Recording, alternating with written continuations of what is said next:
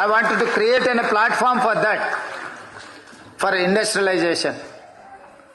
IT ఫార్మాలో మనం సాధించాల్సినంత ప్రగతి సాధించినాం. ఇప్పుడు పరిశ్రమలను తెచ్చుకోవాల్సిన అవసరం ఉన్నది. ఈ పరిశ్రమల కోసం మన state land lock state. Because of land lock state we don't have any port. అందుకే మనము డ్రై పోర్ట్ తీసుకొని మచిలీపట్నం పోర్ట్ ఒకప్పుడు నిజాం ఉన్నప్పుడు మన దగ్గరనే ఉండేది. దానికి dedicated national highway railway line వేసి ఒక డెడికేటెడ్ డ్రై పోర్ట్ తీసుకొని ఆ పోర్ట్కి ఒక కనెక్షన్ ఇస్తే మనకు భవిష్యత్తులో ఆటోమొబైల్ ఇండస్ట్రీ వేగంగా విస్తరించుకోవడానికి అవకాశం ఉంది. ఇవన్నీ కూడా ప్రపంచంతో పోటీ పడడానికి ఈరోజు మూసీ రిజర్వేషన్, నిన్న జపాన్లో ఉన్న టోక్యోలో ఉన్న మీ రివర్ ఫ్రంట్ ప్రాజెక్టు నేను చూసిన. యుఎస్లో న్యూయార్క్ అండ్ న్యూజెర్సీ మధ్యలో హడ్సన్ రివర్ చూసిన. లండన్లో థేమ్ రివర్ చూసినాం. సియోల్లో చూసి వచ్చిన. ఈరోజు జపాన్లో కూడా చూసిన.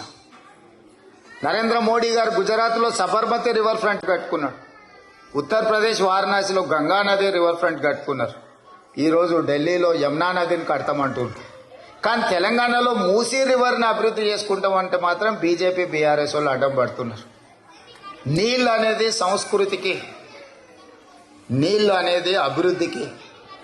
ఎక్కడైతే నీళ్లు ఉంటాయో అక్కడ సంస్కృతి, అక్కడ నాగరికత పెరిగింది. ఈరోజు మూసీ నదిని ప్రక్షాళన చేసుకోవాల్సిన అవసరం ఉన్నది.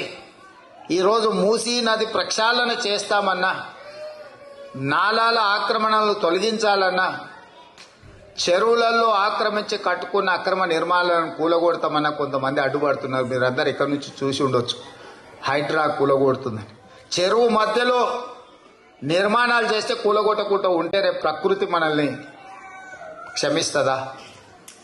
ఈరోజు మీ టోక్యో నగరం పొల్యూషన్ ఫ్రీ సిటీ. మన దగ్గర పొల్యూషన్తో ఢిల్లీలో పార్లమెంట్లో, స్కూల్లో, గవర్నమెంట్ ఆఫీసులు అన్నీ మూసేసింది.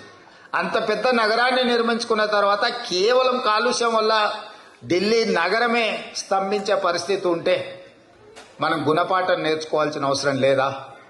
హైదరాబాద్ నగరాన్ని కూడా మనం అట్లనే కాలుష్యమైన నగరంగా మనం అట్లే వదిలేద్దామా? ఈరోజు మూసి ప్రక్షాళన అందుకోసమే నేను చెప్తున్నా. అందుకోసమే మెట్రో విస్తరించాలంటున్నా. అందుకోసమే రీజనల్ రింగ్ రోడ్డు నిర్మించాలంటున్నా. అందుకోసమే రేడియల్ రోడ్స్ నిర్మించాలంటున్నా.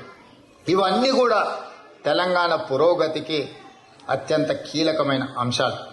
సాగునీటి ప్రాజెక్టుల నిర్మాణమే కాదు, సాంకేతిక నైపుణ్యమే కాదు, పరిశ్రమలు రావాలి, పెట్టుబడులు పెరగాలి, ఉద్యోగ ఉపాధి అవకాశాలు కల్పించాలనేదే మన ప్రభుత్వం యొక్క విధానం. అందుకే కదా తెలంగాణ రాష్ట్రం తెచ్చుకున్నది. అందుకే కదా పిల్లలు ప్రాణాలు ఇచ్చి తెలంగాణ రాష్ట్రాన్ని సాధించింది. అందుకే కదా మనం మాకు బాధ్యత ఇచ్చింది.